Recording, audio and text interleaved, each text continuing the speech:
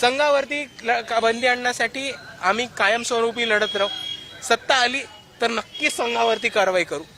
की संविधान, भारताचा ध्वज, राष्ट्रध्वज किंवा एक ऍक्टची कॉपी कोण देतं तेव्हा तो स्वीकार करावा, कारण हा तुमचा वैयक्तिक सन्मान नाहीये, हा त्या संविधानाचा सन्मान आहे आणि त्या राष्ट्रीय ध्वजाचा सन्मान आहे. आणि जेव्हा तुम्ही राष्ट्रीय ध्वज किंवा संविधान स्वीकारायला नकार देता, तुम्ही त्याचा अपमान करताय.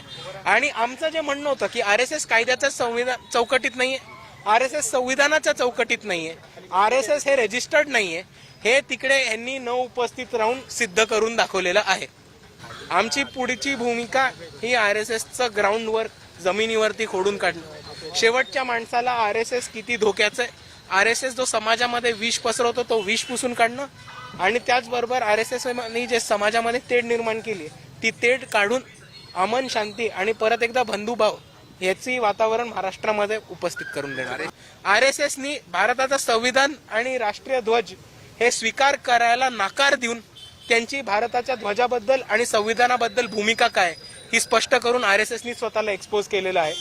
दुसऱ्या बाजूला एवढा मोठा जनसमुदाय RSSच्या विरुद्ध रस्त्यावरती उतरू शकतो, ह्यांनीच महाराष्ट्रामधल्या तळागाळातल्या माणसाला जो भरोसा, कॉन्फिडन्स आणि ताकद मिळणार आहे, तिकडनंच आमची जिंकणं हे पुढे तके आहे.